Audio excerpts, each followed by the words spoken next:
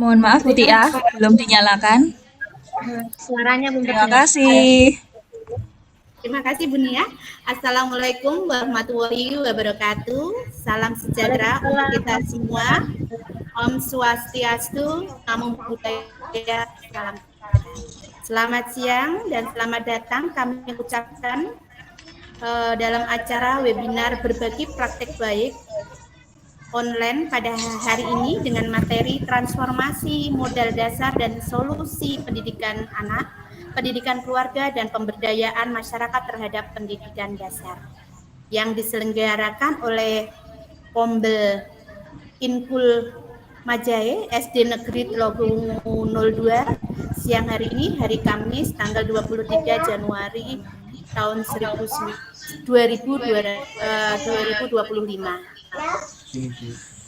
Dan dalam waktu 2 jam ke depan saya, Siti Mustiah, akan memandu jalannya webinar online pada siang hari ini. Yang kami hormati, Kepala Sekolah SD Negeri Telogong 02, Ibu Rujiani. Selamat siang, Ibu. Siang, Bu Tia. Ya. Kemudian, Ibu Korwilcam, Bidang Pendidikan Kecamatan Telogong, Ibu Jumiah, SPD MPD. Sampun Ya, Ibu Jumiah baru izin, Bu Tia. Jadi oh iya, menyusul ya. Ibu menyusul nggih. Kemudian yang kami hormati juga Bapak narasumber kita siang hari ini yaitu Bapak Dr. Ayatullah Muhammadin Alfat MPD. Selamat siang Bapak. Selamat siang Bu Siti Mustiah. Iya. Tak lupa yang kami hormati dan kami banggakan Bapak Ibu guru peserta diklat peserta webinar siang hari ini. Selamat siang semuanya. Kita baru 8 peserta nggih, tapi insya Allah nanti akan maju secepat kilat. Iya, kemudian selamat siang. Semoga panjenengan semua selalu sehat dan selalu bahagia. Bapak Ibu guru yang kami hormati, pada kesempatan ini kita mengucapkan syukur alhamdulillah karena pada siang hari ini kita bisa berkumpul, bisa belajar di dalam webinar siang hari ini. Kemudian kita diberikan nikmat sehat, nikmat bahagia. Semoga dengan kegiatan ini akan membawa manfaat buat kita semua. Amin amin ya rabbal alamin. Sebelum webinar kita mulai, mohon izin ya, saya sampaikan informasi terkait webinar siang hari ini. Bapak Ibu, kami mohon pada waktu webinar dimulai, mikrofon selama pemaparan materi dimatikan, ya. Kita mendengarkan dari Bapak narasumber. Kemudian link absen, insya Allah akan kita bagi pada pertengahan acara webinar ini sekitar jam nanti 13.30, ya. Link absen ini untuk mengisi untuk mendapatkan sertifikat, karena mungkin kita belum tahu ya dari Rumah GTK kebijaksanaannya bagaimana tentang sertifikat, tapi sertifikat itu sangat penting karena kita juga dituntut dan untuk dalam pengumpulan Bankom itu nggih, pokoknya sertifikat penting. Di samping itu yang penting adalah materi yang nanti kita dapat, manfaat yang kita dapat. Selanjutnya pada sesi diskusi, Bapak Ibu bisa menuliskan pertanyaan di kolom chat atau bisa dengan raise hand ya. Selanjutnya Bapak yang bahagia, selanjutnya untuk mempersingkat waktu, langsung mari kita buka acara webinar siang hari ini dengan bacaan basmalah bersama-sama. Bismillahirrahmanirrahim. Terima kasih Bapak Ibu guru hebat. Kami lanjutkan acara yang kedua adalah menyanyikan, mendengarkan lagu kebangsaan Indonesia Raya. Bu Nia mohon bantuannya, nggih.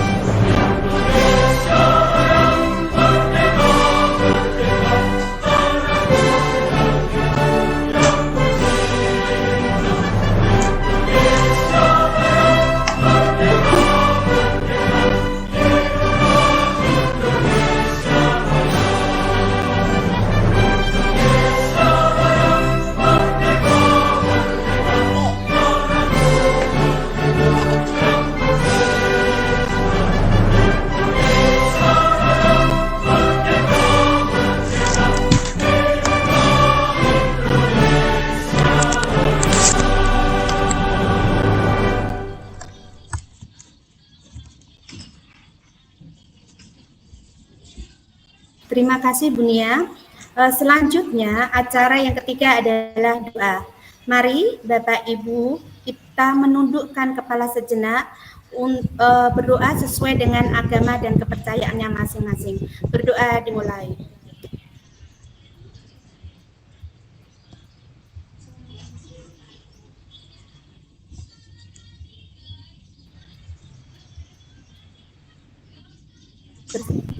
Terima kasih semuanya. Kami lanjutkan acara yang keempat yaitu sambutan kepada Ibu Korwilcam Bidang Pendidikan Kecamatan Telogowungu, Ibu Jumiah SPD MPD. Apakah sudah hadir?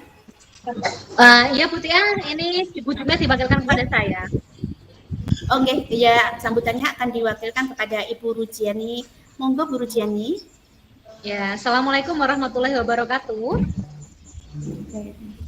Assalamualaikum warahmatullahi wabarakatuh. Salam sejahtera, Om Swastiastu, Namo Buddhaya, salam kebajikan. Yang terhormat Bapak narasumber kita, Bapak dosen hebat, Bapak Ayatullah Muhammadin Alfat, ya, Bapak Doktor, sukses selalu. Yang kami hormati segenap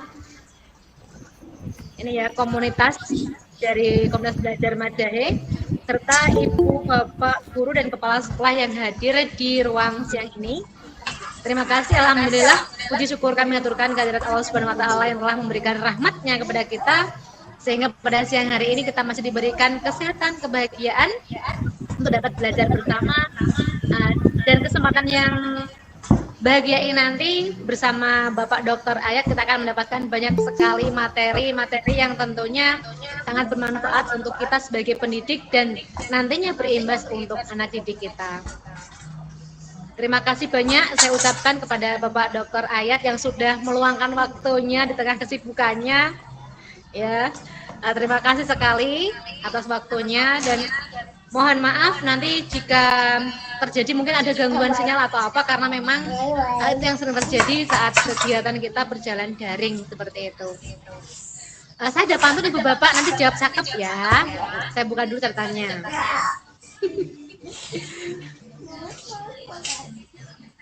Ini baru nulis pantun tadi. Siang-siang minum wedang tomat. Paling enak dikasih coklat. Cakep. Siang ini bersama Dr. Ayat pasti bermakna dan penuh semangat. Terima kasih semuanya. Saya kembalikan kepada Bu Tia. Saya akhiri wabillahi taufiq wal hidayah. Wassalamualaikum warahmatullahi wabarakatuh. Assalamualaikum warahmatullahi wabarakatuh.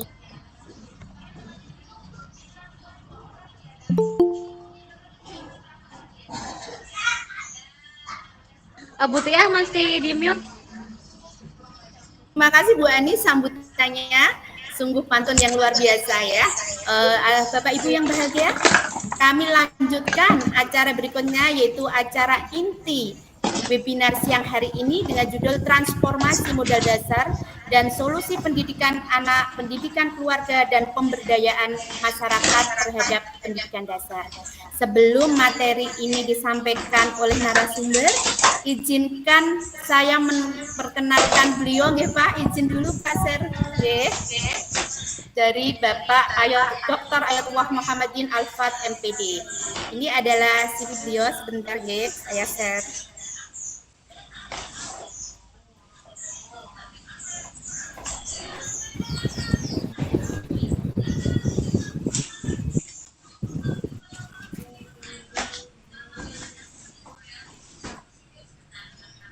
Yeah.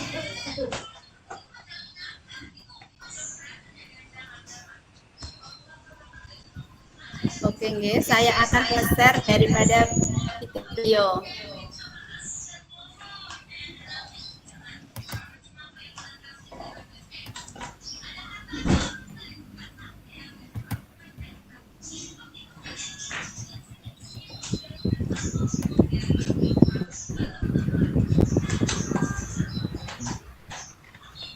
Apakah sudah kelihatan Ibu?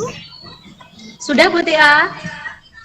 Oke, saya akan bacakan daripada CV-nya beliau. Nama Dr. Ayatullah Muhammadin Alfat MPD. jenis kelamin laki-laki, tempat dan tanggal lahir Sragen 20 Februari 1989. Kewarganegaraan Indonesia, tinggi berat badan 149 cm, berat badannya 49 kilo, kesehatannya baik, alhamdulillah, agama Islam, alamat lengkap Jalan Solo Purwodadi KM 27 Barong RT Betawang. Nomor teleponnya 085 63 77 66 22. Kemudian ini dari data pribadi beliau, nggih. Kemudian ini adalah latar belakang pendidikan beliau. Tahun 1995 sampai dengan 2001 beliau bersekolah di SD Negeri Pendem 2. Tahun 2001 sampai 2004 beliau bersekolah di SMP Negeri 1 Gemolong. Tahun 2004 sampai 2007 beliau berada di SMU Muhammadiyah Gemolong. Tahun 2007 sampai 2011 beliau program sarjana S1 PGSD Universitas Muhammadiyah Surakarta. Kemudian tahun 2012 sampai 2004 beliau program pasca sarjana Semarang Bidkas konsentrasi PGSD. Terus kemudian tahun 2021 sampai 2023 programnya diambil program doktoral Universitas Negeri Yogyakarta. Tahun 2014 sampai tahun beliau di STKIP PGRI Pacitan. Darah beliau alhamdulillah masih baru ya Bu Ani, katanya tadi itu mengajar di Universitas Jambi. Selamat ya Pak, Bapak Ayatullah. Ya. Kemudian ini adalah karya. Ini banyak sekali tadi karya-karya beliaunya. Saya ambil aja, maaf Pak, saya mengambil secara online ya. Ini banyak sekali jurnal-jurnal beliau, sungguh luar biasa. Banyak sekali yang dapat kita menjadikan inspirasi buat kita semua. Ini adalah jurnal, banyak sekali pengaruh motivasi lingkungan dan disiplin terhadap prestasi belajar siswa dan dalam mata pelajaran IPA. Meningkatkan motivasi belajar siswa kelas 4 melalui media video. Games turnamen SCC by TikTok.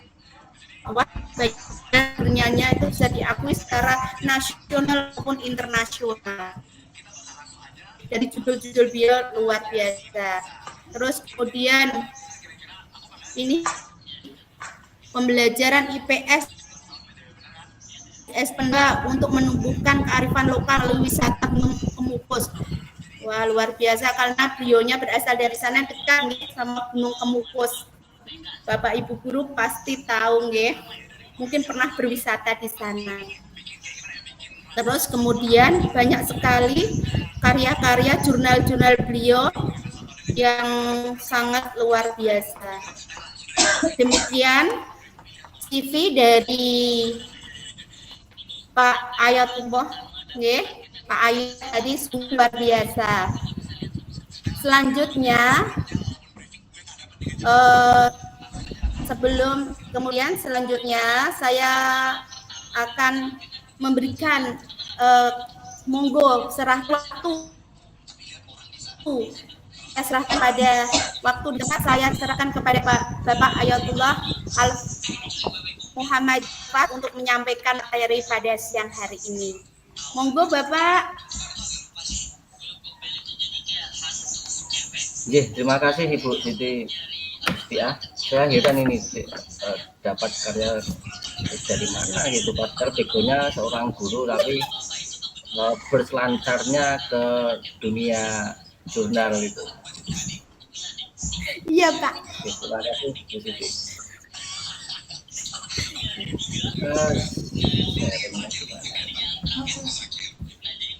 Screen-nya satu menit present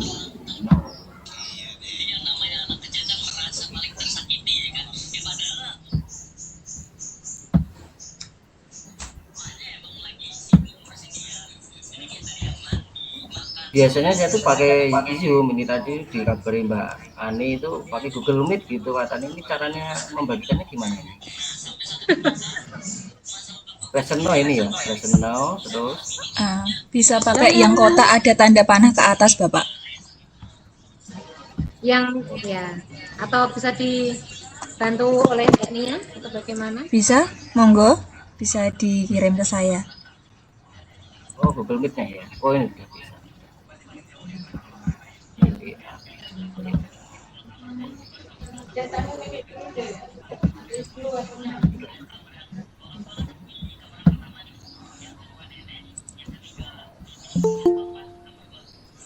Ini apakah teman-teman tampilan layarnya bisa di Sudah, Bapak, terlihat jelas? Terlihat. sebelumnya Sudah jelas Pak, itu sudah jelas. Oh, nggak jelas. Itu Pak Diki, Pak Ayat. Oh, itu ya Pak Diki. Oh, Mas Diki. Oh, nanti. Ya, Mas Diki. Ya, ini sudah jelas ya kalau yang ini. Sudah. Sudah. Ya, sebelumnya saya sampaikan terima kasih pada Kombel Majahe, yaitu yang berkepanjangan dari saya tadi tanya di balik background sama Mbak Ani itu maju, jaya dan hebat seperti itu. Terus kemudian terima kasih yang saya ucapkan pada Pak Ruji atau Bu Ruji atau Bu Kepala Sekolah di sini dan Bapak Ibu Guru peserta webinar.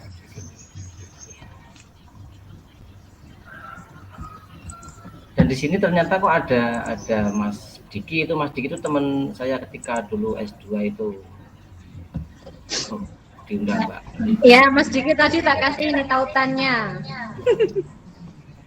Dan ini luar biasa, yaitu SD Tlogo Wungu yang dianu Mbak Ani itu ya membuat kelompok kecil atau kelompok belajar. Ini di sini saya diminta untuk Mbak Ani untuk menyampaikan sedikit yaitu tentang dunia pendidikan, yaitu yang bertemakan kemitraan sekolah, orang tua dan masyarakat, atau lebih detailnya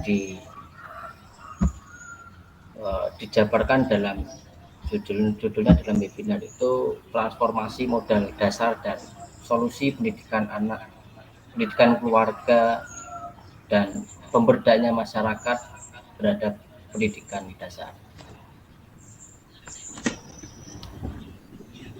Nah, kita melihat bahwa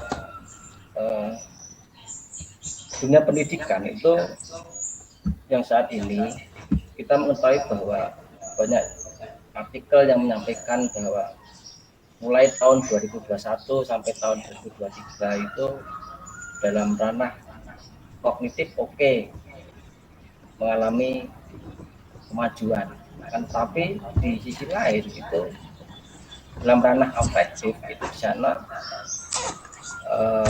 mengalami kemunduran. Salah satunya diakibatkan oleh pembelajaran digital,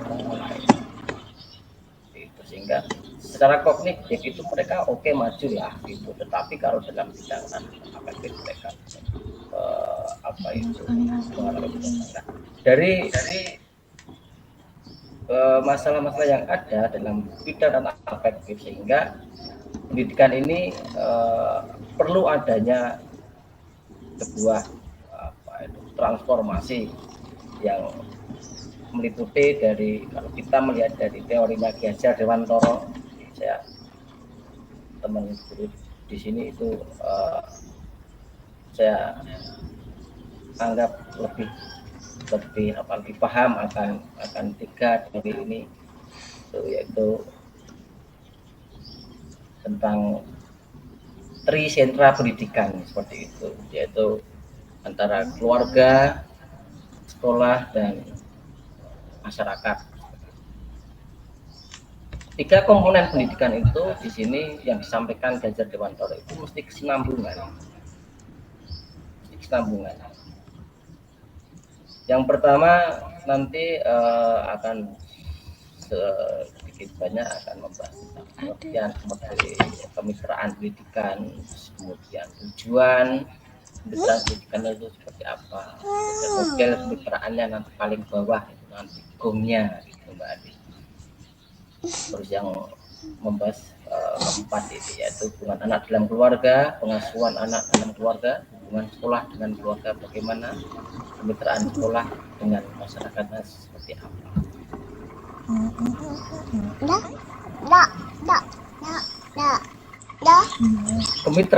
Kemitraan itu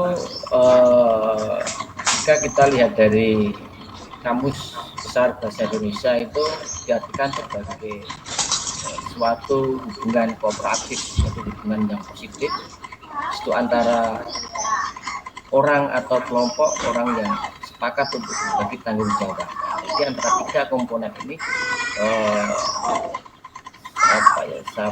sama-sama menghadirkan atau bekerja sama dalam memajukan pendidikan. Cetak sambil online di HP.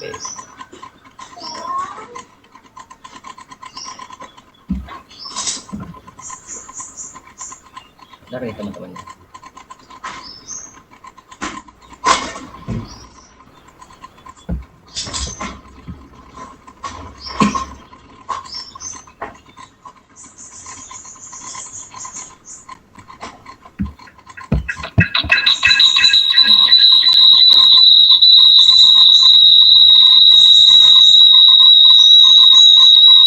Ada suara apa ya?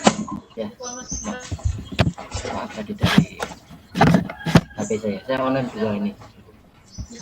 Oh, nggih, siap Pak Ayat. Supaya satu bisa melihat di layar kaca dan yang satunya bisa melihat dari teman-teman di sini.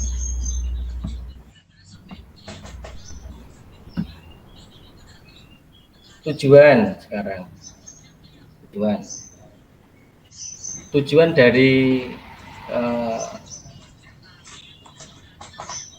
apa tadi yang pertama tadi, tujuan dari kemitraan itu sendiri itu adalah kalau kita melihat dari referensinya peraturan Permen Sisdiknas nomor 19 tahun 2005 itu di situ menyatakan bahwa pengelolaan satuan pendidikan pada jenjang pendidikan dasar dan menengah itu menerapkan manajemen berbasis sekolah yang ditunjukkan dengan kemandirian, kemitraan, partisipasi, keterbukaan, dan akuntabilitas. Jadi dalam menyampaikan ini saya sangat umum, itu sangat global, tidak khusus. Kalau kita mengkaji, kita mengetahui bahwa kurikulum kita itu mulai yang pertama kita sudah ganti kurikulum sudah 13 kali di situ. Itu kita mengetahui dari tahun 47 di situ. Kita mengetahui bahwa kurikulum yang kita pakai itu modelnya itu adalah kurikulum top down, gitu nggak Mbak Ani? Dari Pak Sarwi dulu pernah sampaikan pada perkuliahan itu. Kurikulum top down itu di mana kurikulum itu pusat itu yang mempunyai kuasa atau yang merancang, terus kemudian bagian bawah atau guru itu sebagai pelaksana seperti itu. Nah, kalau dalam dunia pendidikan kita mesti bercermin kepada di mana suatu bercermin kepada negara yang dijadikan cerminan terutama di dalam pendidikan itu di mana Eropa, di negara-negara Eropa Timur, yaitu negara-negara Nordik di situ. Di sana itu ada apa ya? Finlandia, di situ ada Swedia, ada Hungaria dan lain sebagainya seperti itu Pak Martono atau Mas Tiar.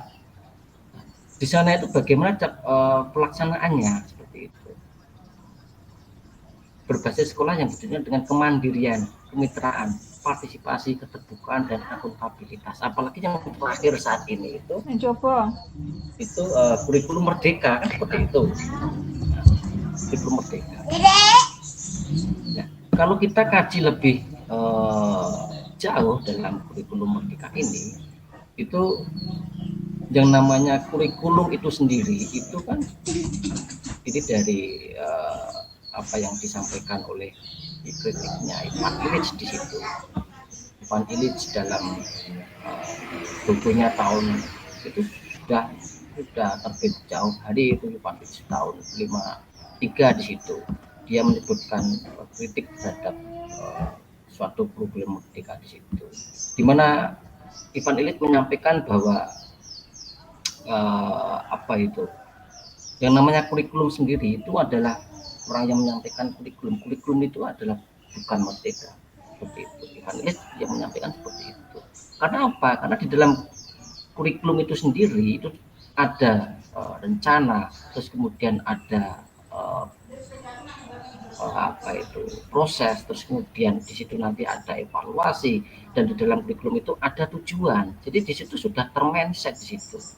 Jadi yang namanya yang dinamakan kurikulum menurut Ivan Illich itu ya dalam pelaksanaannya nanti juga tidak memerdekakan siswa seperti itu.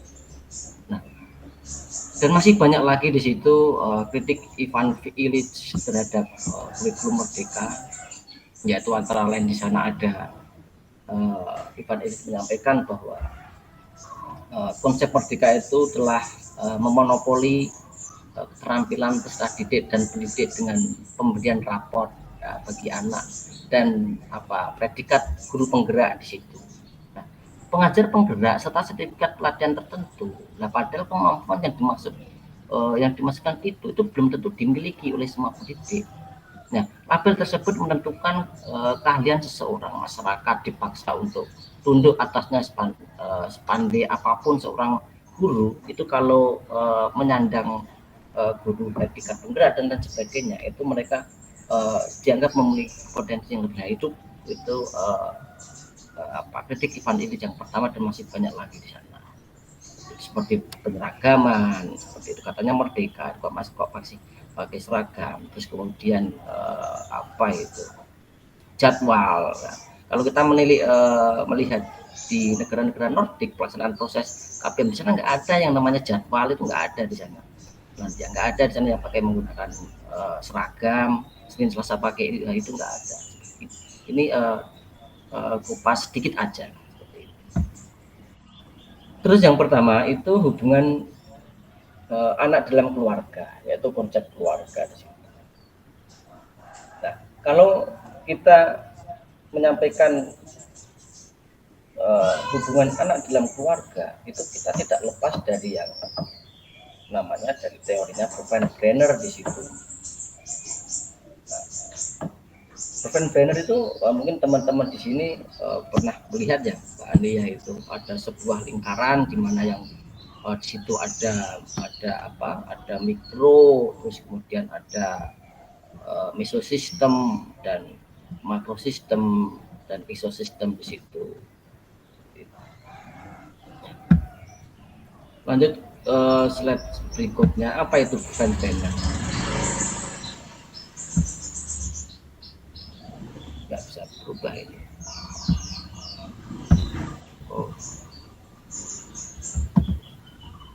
Nah, seperti ini teman-teman, yaitu teori ekologi itu Brenner, yaitu di mana yang paling kecil, yang paling lingkupnya yang paling kecil itu adalah yang namanya mikrosistem, yaitu sebuah individu atau peserta didik atau si pembelajar di situ dalam afektifnya itu di situ sangat dipengaruhi oleh ada 1, 2, 3, 4, ada 5 di situ, ada mikro, meso, ekso, makro, dan kronosistem, di mana yang paling dekat itu adalah orang-orang yang paling dekat dengan kita. Seperti itu, kita mengetahui bahwa orang yang paling dekat dengan kita itu adalah seorang ibu, yaitu ya ketika kita lahir di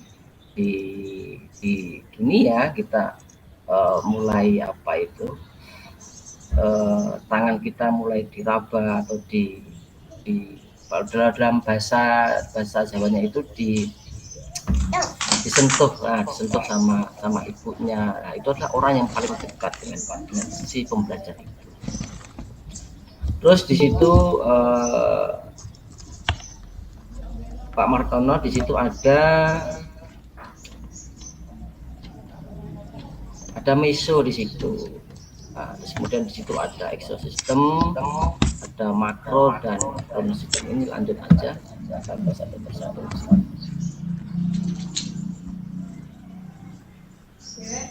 Nah, kita mengetahui bahwa dalam teorinya Bronfenbrenner di situ itu anak-anak itu menggambarkan sebuah model bioekologis tentang perkembangan manusia di situ. Di situ mencakup penilaian kalau dalam dunia guru pendidikan kita itu di situ penilaiannya dalam ranah afektif dan kognitif dan psikomotorik. Apakah orang-orang di sekitar kita itu dapat mempengaruhi dalam 3 konsep itu tadi? Kalau menurut Mbak Ani itu ada nggak itu, mempengaruhi nggak itu?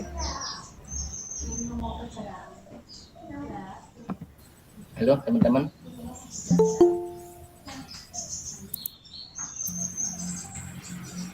Halo Pak. Halo, teman atau orang-orang di sekitar kita itu dapat mempengaruhi kita dalam hal kognitif, fisiko dan afektif enggak kalau teman-teman di sini? Iya, sangat mempengaruhi. Pertama, mungkin didikan dari seorang ibu sendiri itu sangat mempengaruhi bagaimana kelak anaknya nanti, istilahnya kognitifnya, psikomotornya. Iya, sangat mempengaruhi di situ ya. Okay. Ibu siapa tadi? Bu Wara. Bu Wara Isna, Pak. Oke, itu ada Bu Kiswati juga. Selamat siang, Bu Kis. Ya, terima kasih. Nah, di sana menyampaikan bahwa di dalam mikrosistem yang disampaikan oleh teorinya Bronfenbrenner di situ. Di situ lingkungan di mana individu tinggal, lingkungan yang dimaksud itu adalah lingkungan sosial yang terdiri dari lingkungan keluarga terutama ya, ini mikrosistem karena orang yang paling dekat dengan anak itu adalah keluarga, dan lingkungan keluarga itu sangat berpengaruh besar terhadap pembentukan karakter individu. Ini yang ngomong ini enggak ayat ini bukan seperti itu, tapi teorinya Bronfenbrenner yang menyampaikan seperti itu. Terus kemudian Oren Bronfenbrenner itu menyampaikan bahwa siswa itu bukanlah penerima pengalaman yang pasif, tetapi seorang yang berinteraksi secara timbal balik dengan orang lain dan membantu membangun mikrosistem. Jadi dalam hubungan mikrosistem ini yang disampaikan Oren Bronfenbrenner di situ, orang-orang yang berada di sekitar kita yaitu mikrosistem di situ, yaitu ada keluarga itu ya ada bapak, ada ibu, di situ ada paman, mungkin ada Pak D atau bule dan lain sebagainya. Di situ ada timbal balik sehingga di situ nantinya itu akan mempengaruhi pembentukan karakter, pembentukan kognitif ke arah yang lebih positif, afektif dan lain sebagainya. Nah, sekarang aspek-aspek mikrosistem di situ ada permisif, ada otoriter dan otoritatif. Ini adalah bentuk-bentuk ala mendidik seorang anak. Kalau kita kan mengetahui, Bronfenbrenner menyampaikan bahwa suatu pekerjaan itu dapat mempengaruhi pola, warna, mendidik, cara bagaimana mendidik seorang anak di situ. Tentu saja di situ antara profesi seorang guru, buara, dan seorang profesi yang tentara, polisi, sopir, tukang batu dan lain sebagainya itu nanti akan berbeda-beda dalam mendidik anak. mungkin aja, mungkin loh ya, bisa juga kalau yang profesinya polisi atau tentara itu lebih mendidik kepada anaknya itu dalam ranah atau lebih condong ke otoriternya, mungkin aja. Nah, mungkin aja kalau pas seorang profesi guru atau wara itu lebih lebih mendidiknya pada anaknya atau anak-anak peserta didiknya itu dalam lebih condong ke yang permisifnya, ya, seperti itu dan lain sebagainya. Dan apakah itu akan membentuk suatu karakter anak? Pastinya seperti itu, akan membentuk mempengaruhi afektif, psiko dan kognitif. Selanjutnya yaitu di situ yang mempengaruhi afektif, psiko dan berarti yang kedua itu adalah mesosistem, di mana mesosistem itu merupakan adalah pengalaman yang didapatkan dari mikrosistem. Setelah terjadinya timbal balik pada orang-orang yang terdapat yang orang-orang yang berada dalam ranah mikrosistem tadi, itu kemudian di dalam mikrosistem itu diterapkan ke mikrosistem yang lain, seperti itu, sehingga terjadilah dalam ranah yang mesosistem di sini yang disebutnya teori kebenarannya seperti itu. Kemudian di situ contohnya di sini saya contohkan individu yang pendiam dan selalu murung di rumah maupun di lingkungan luar rumahnya akibat dari pertengkaran yang terjadi di antara kedua orang tuanya. Ya, ada kemungkinan, ada banyak kemungkinan yang terjadi di situ.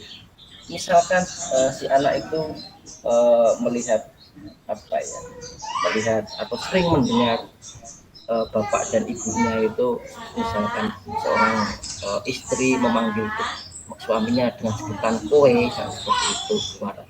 Nah, itu di anak itu melihatnya secara langsung.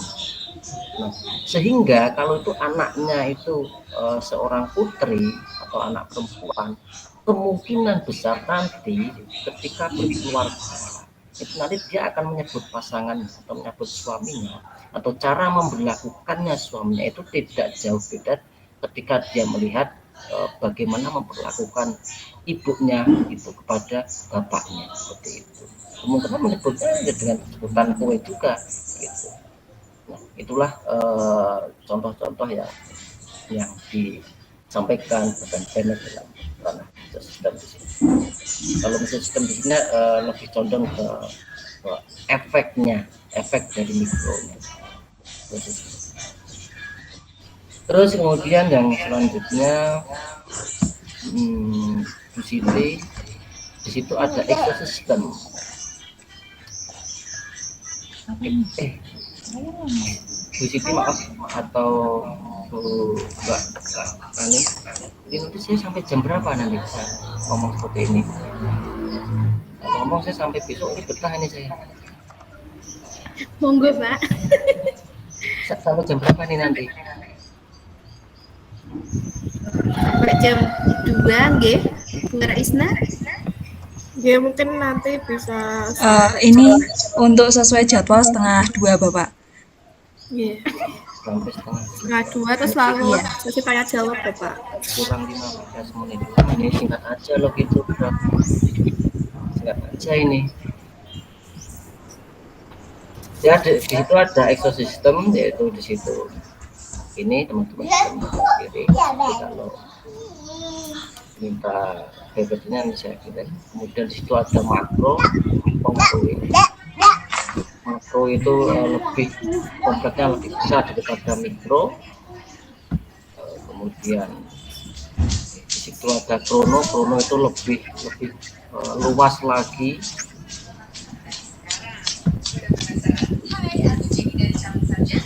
Hubungan sekolah dengan keluarga. Bagaimana cara memperlakukannya? Tapi kan yang pertama itu kan kita memperhatikan keluarga dulu. Kemudian yang kedua itu sekolah dengan keluarga. Fungsi pendidikan dari perspektif hubungan sekolah dengan keluarga ini itu memperoleh keterampilan dan pengetahuan yang dibutuhkan untuk menjadi seorang pembelajar, pilihan katanya saya lebih condong pada pembelajar, dan di mana pembelajaran itu lebih berpartisipasi secara efektif di dalam masyarakat, terutama dalam dunia pendidikan. Kemudian etika mahasiswa itu dilihat adalah prinsip-prinsip dari teorinya Ki Hajar Dewantara disebut dalam buku yang berjudul buku Among ya, pembelajaran Among itu di situ. Ada 7 prinsip di situ, yaitu di mana siswa itu hak menentukan nasib sendiri. Nah, berarti sudah saya singgung tadi di depan tadi. Menentukan nasib sendiri. Maksudnya gimana? Kalau di pembelajaran di Finlandia di sana itu hari Senin sampai Kamis itu ketika siswa itu masuk ke kelas, di sana guru-guru itu silahkan kalian buka pembelajaran yang kalian suka. Jadi siswa di sana itu yang sukanya matematika di sana mengeluarkan alat angka-angkanya, angka berhitung dari tasnya itu buka angka-angka. Bagi siswa yang sukanya itu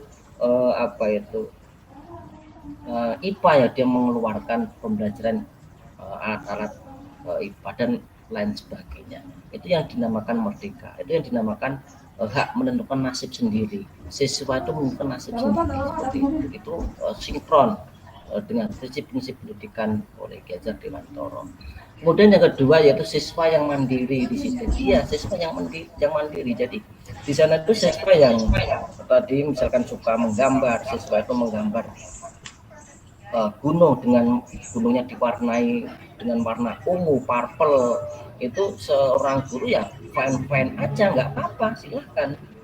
Gunung itu silakan kalian warnai dengan warna purple, gitu. Silahkan kalau ada siswa yang mewarnai gunung berwarna oranye, diwarnai dengan warna oranye, silahkan, nggak apa-apa. Yang penting itu jangan bisa dikatakan kalau dalam fight kita itu karamia gitu ya, itu Pak Tono ya itu.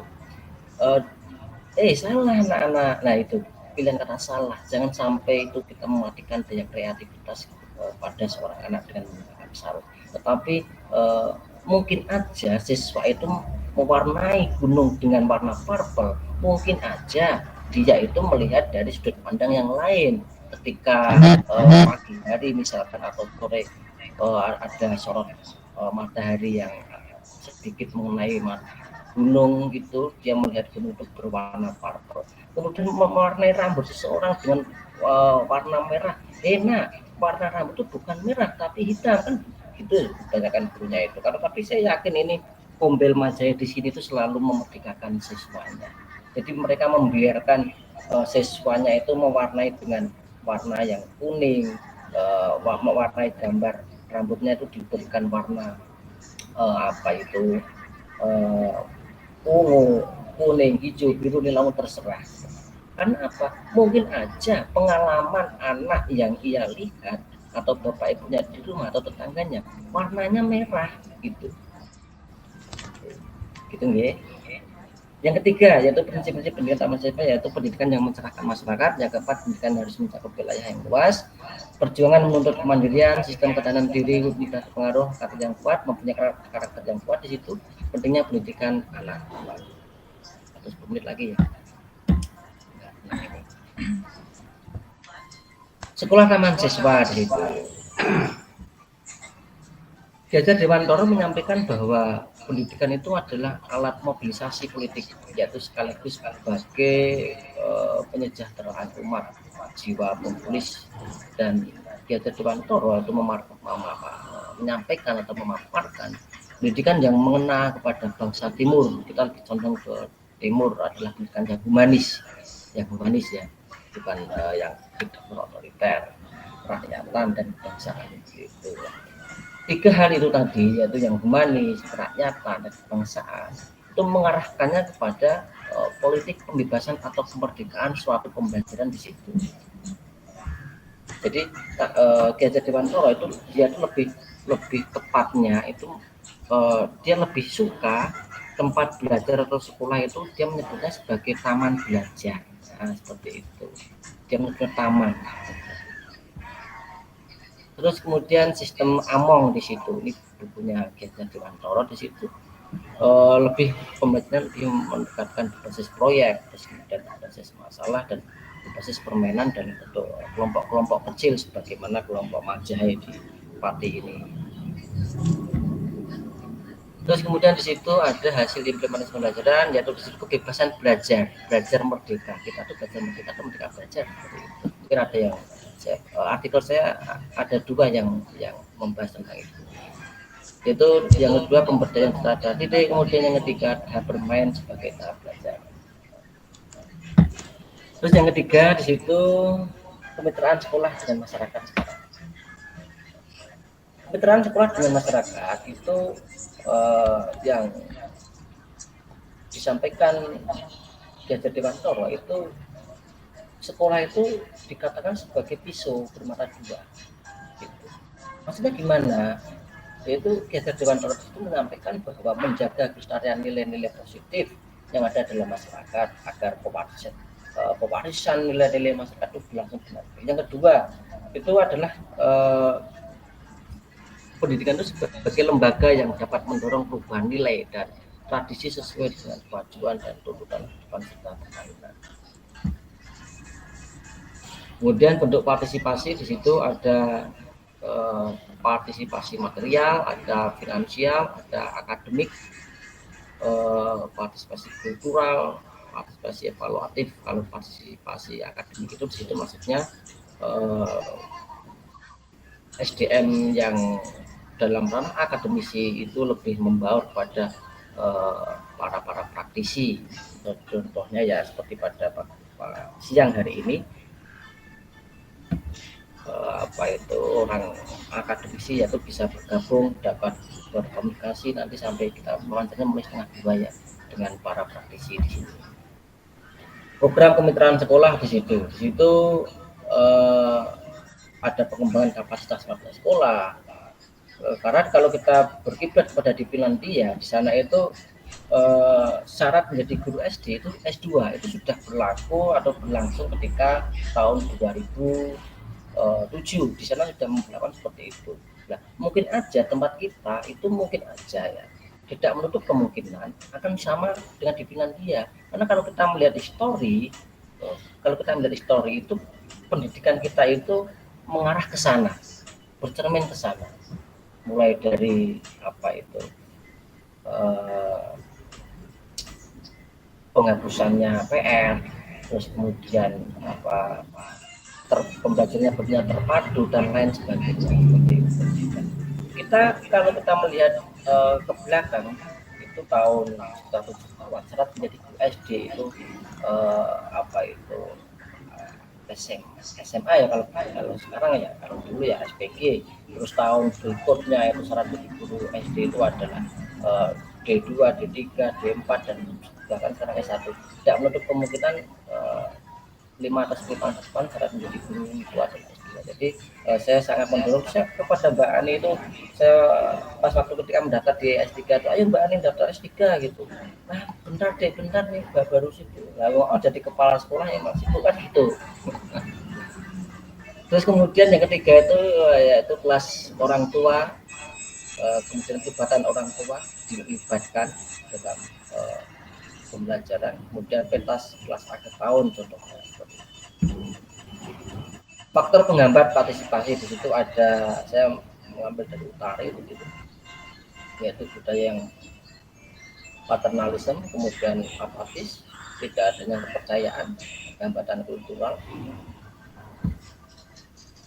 Kemudian sekolah perlu memperhatikan dan mempertimbangkan hal sebagai berikut. Saya mengambil dari PD Dewi di situ ada 5. Kemudian masalah yang terjadi dalam kemitraan sekolah orang tua dan masyarakat di situ ada perbedaan standar. Misalkan standarnya di keluarga,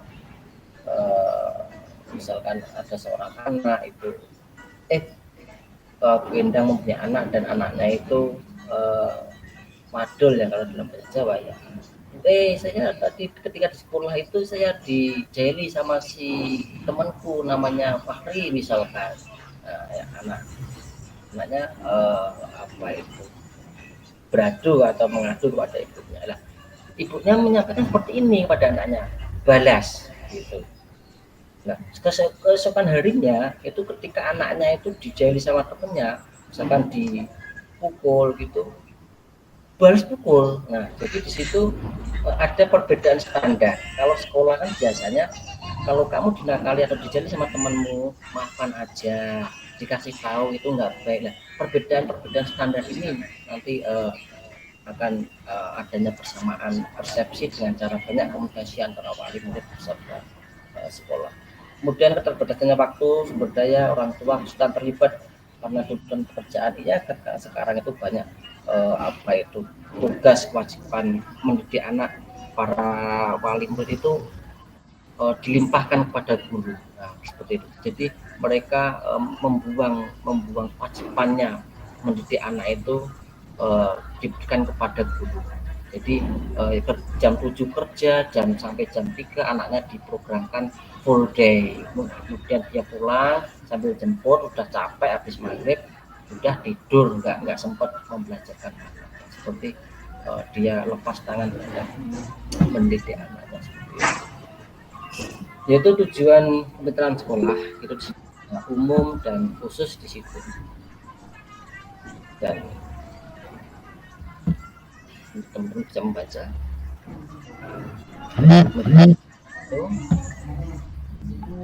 Di sini adalah model kemitraannya seperti ini.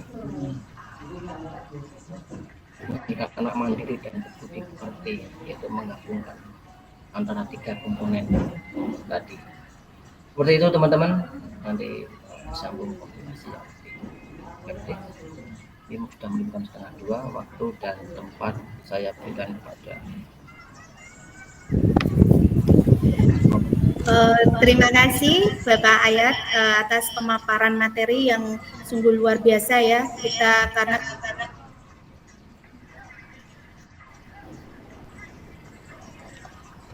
itu mikrofonnya belum.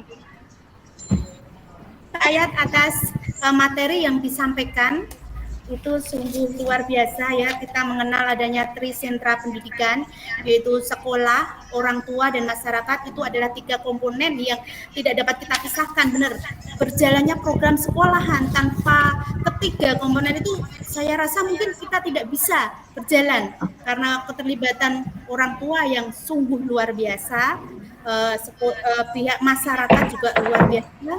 Dan jangan sampai nanti benar kata Pak Ayat tadi bahwa sekolah bukan sebagai tempat penitipan full day ya Pak ya. Iya, sekolah semua harus bekerja sama, saling.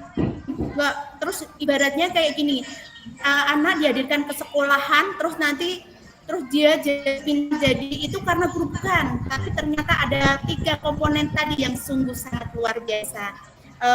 Ya Bapak Ibu guru semuanya, ini saya buka termin pertanyaan ya. Kita sharing aja, mungkin ada permasalahan yang dihadapi terkait dengan ketiga hal tersebut. Monggo sinten kita bertanya kepada Bapak pakarnya. Ayo teman-teman guru hebat, mungkin permasalahan yang dihadapi di sekolahan terkait ketiga hal tersebut. Monggo. Bro. Woi. Sekolah aku mau ndek mlebu kelas kowe. Melu bedek-bedekan barang, mau melu ngacung barang. Apa? Melu ngacung barang kok ya kemang, Bro. Oh, Ibu Rujiani. Ya. Monggo Ibu. Ya. Saya bertanya ini ya sama Pak Dr. Ayat, ini udah pengalaman. Jadi yang seperti jenengan sampaikan tadi memang itu sering terjadi ya. Jadi ketika ada anak-anak ini yang bertengkar atau apa, itu kadang gurunya sendiri, jadi bukan orang tuanya gitu. Kalau tadi kan jenengan sampaikan, Mak, aku dikeplak kan cowokku, terus aku dikeplak-keplak, nah gitu.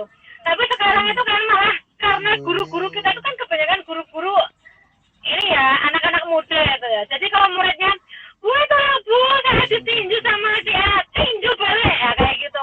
Itu sebetulnya kayak gitu tuh, gimana Pak Ayat menanggapinya ya? Mohon ini pencerahan buat teman-teman saya dan juga saya sendiri, kadang kayak gitu. Jadi misalnya kalau pas misalnya gitu, wah ini ya, kok kepala sekolah preman gitu ya. Ya tapi ya kadang kadang itu yang sering terjadi gitu loh. Ini menurut saya bagaimana gitu, bagaimana menurut panjenengan seperti itu. Mohon pencerahan buat teman-teman semuanya gitu ya, Pak ya. Terima kasih. Terima kasih Mbak Ruji. Jadi bagaimana menghadapi seorang anak atau si pembelajar peserta didik di situ ketika dijali sama temennya kan seperti itu. Maka itu di situ perlu dihadirkan antara 3 komponen tadi, yaitu antara ya, keluarga, sekolah, dan masyarakat. Jadi di situ mungkin nanti antara satu sekolahan dengan sekolah yang lain, di situ nanti menghasilkan mufakat yang berbeda di situ, karena itu semua dipengaruhi oleh faktor kultur, budaya, sosial, dan lain sebagainya.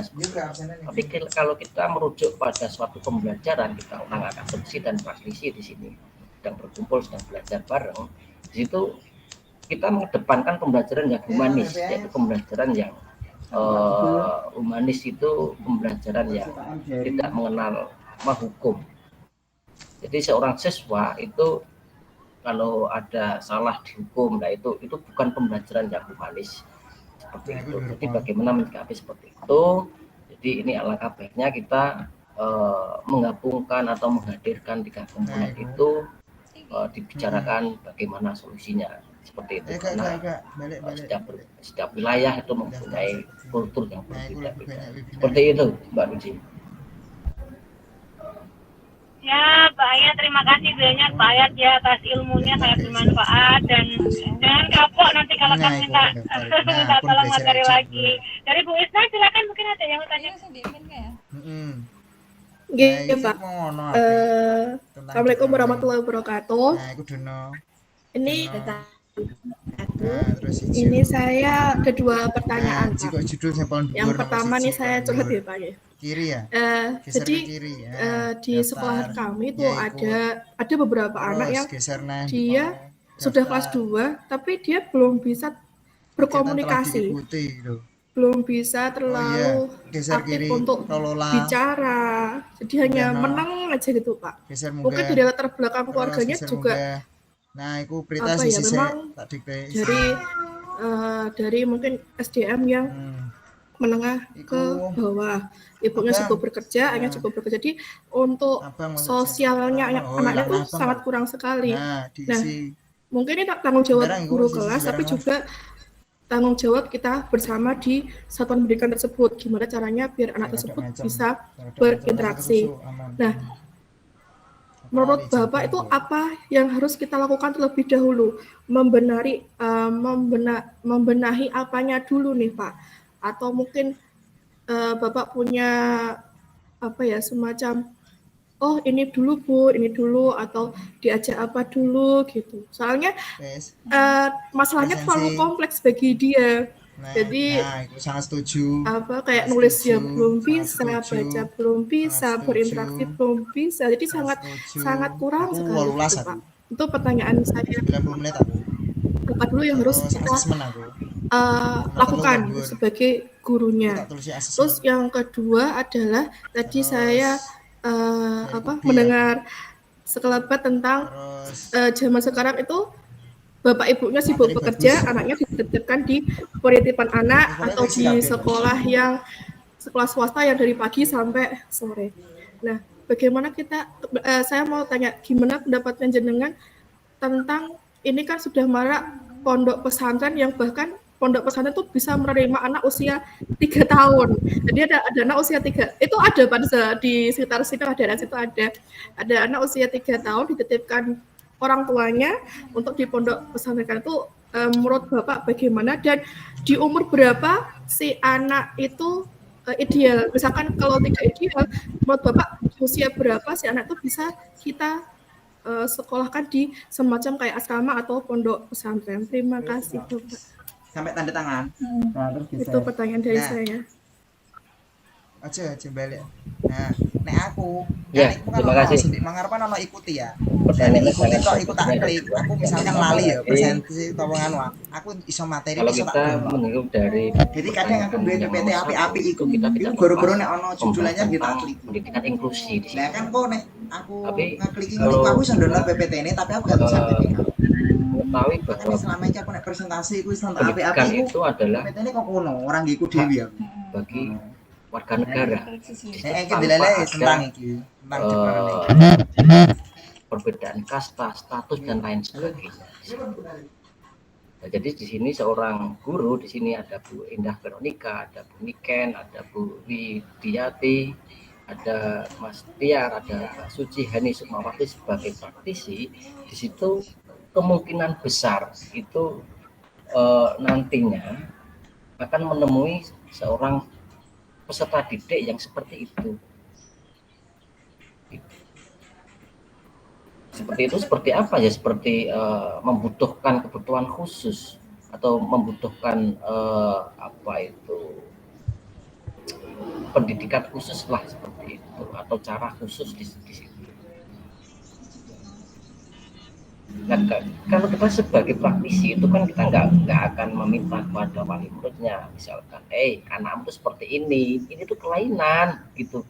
Wah, mencak-mencak itu wali muridnya tuh kalau digitukan gitu. Karena apa? Karena di situ seorang wali murid itu yang mempunyai anak yang berkebutuhan khusus seperti itu, dia itu dalam hati nuraninya kalau sudah hati nuraninya dia sekolahnya kok normal belok kanan, anak saya seperti ini kok belok kiri, itu ada gangguan di situ, ada mental di situ yang down di situ. Maka dari itu atas dasar yuridis tadi yang saya sampaikan, pendidikan itu adalah sebagai negara. Kita sebagai praktisi dalam dunia SD tentu saja di situ nantinya akan menemui anak-anak yang berkebutuhan khusus. Seharusnya bagaimana? Nah, di situ sekolah di situ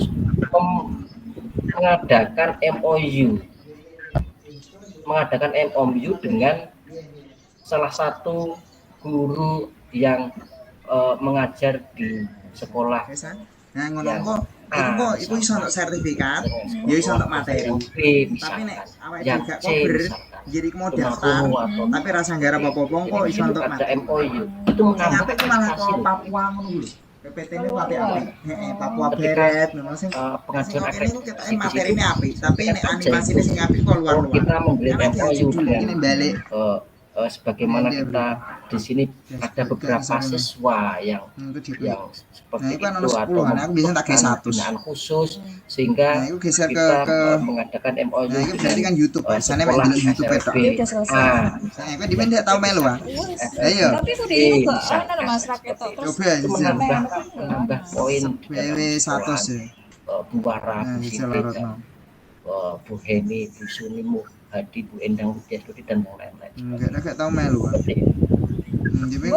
kemudian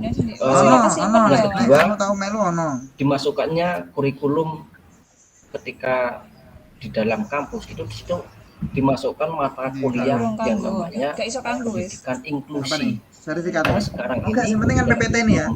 PPT ini kan nyara-nyara. Pendidikan inklusi, mata kuliah pendidikan inklusi itu dalam PGSD itu sudah nggak ada, dihapus sekarang. Nggak ada di PGSD itu mata kuliah pendidikan inklusi di situ, dan seharusnya di situ dimasukkan. Terus yang kedua, pertanyaan yang kedua dari Bu Wara tadi, pondok pesantren umur 3 tahun masuk, bagaimana idealnya kalau kita bercermin pada negara-negara yang menjadi tolok ukur dalam satuan pendidikan di dunia, yaitu di negara-negara Nordik tadi. Kita melihat di situ ada Hungaria, ada Finlandia, ada Swedia. Di sana itu masuk anak-anak masuk ke dalam sekolah itu ketika umur idealis 7 tahun seperti itu. Zaman depan kita seperti itu. Karena kalau yang namanya di bawah umur 7 tahun di sana itu anak-anaknya itu masih suka hahaha. Kalau musiknya Doraemon itu aku ingin ke sini, aku ingin ke situ, ingin ini, ingin itu, banyak sekali kan gitu. Nah, umur 7 tahun itu juga masih seperti itu. Maka dari itu ada sebagian paper yang menyampaikan bahwa masa bermain umur kurang dari 7 tahun itu adalah masa bermain. Kalau ada sekolah yang seperti itu, berarti itu sama halnya mematikan dunianya si anak. Nah, seperti itu. Ya. Seperti itu kurang lebihnya, Ibu Farah. Sudah jelas, Bu Raisna? Ya, terima kasih Pak atas jawabannya. Terima kasih. Sungguh pemaparan yang luar biasa ya atas dari jawaban pertanyaan teman-teman semuanya. Tadi ada pertanyaan yang lain dari Bapak Ibu guru, monggo. Kalau nggak ada nanti saya tutup loh. Apa nanti nggak penasaran atau mungkin bisa japri saja nanti kalau mau tanya sama Ayat ya Pak ya, tadi sudah ada nomor teleponnya, bisa nggih Pak nggih? Pilih kalau waktunya Pak Ayat itu kan serba sibuk luar biasa beliaunya nggih. Gimana Bapak Ibu guru hebat? Ada pertanyaan selanjutnya? Wah, kelihatannya tidak ada, berarti saya tutup saja nggih. Terima kasih Pak Ayat tadi atas pemaparan dan sebelum kita tutup webinar pada siang hari ini, mohon izin Pak Ayat memberikan closing statement terkait dengan kegiatan siang hari ini. Monggo Bapak. Closing statementnya ya di sini Kombel kelompok belajar Majahe luar biasa, karena di situ saya tadi tanya sama Mbak Ani, Kombel Majahe apa seperti gugus Mbak? Enggak.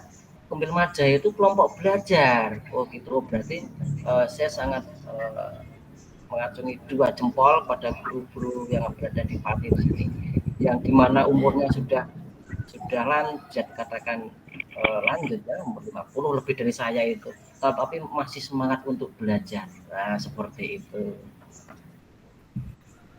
aja. Iya. Sungguh luar biasa emang Pak, saya juga mengakui kalau saya berarti harus bangga dengan komunitas saya ya Pak ya, memang luar biasa. Pertama di Pati dan banyak sekali ya peserta yang pernah. Selanjutnya untuk mengakhiri coba kita gimana sesi foto bersama nggih. Silakan Bapak Ibu guru dibuka layarnya, kita foto bareng. Sinten nggih Bu Raisna ingkang badhe screenshot napa pripun nggih? Ayo Bapak semuanya peserta peserta Kombel webinar siang hari ini, monggo. Pak Edi monggo open kamera nggih. Dan teman-teman semuanya sudah berikan ekspresi yang terbaik untuk siang hari ini, apalagi ini mau pulang ya sebentar lagi ya. Ayo senyumnya yang lebar ya. 1, 2, 3. Sampun. Oke, matur nuwun sangat nggih. Penutup Terima kasih Bapak banyak Ayat. yang saya hormati.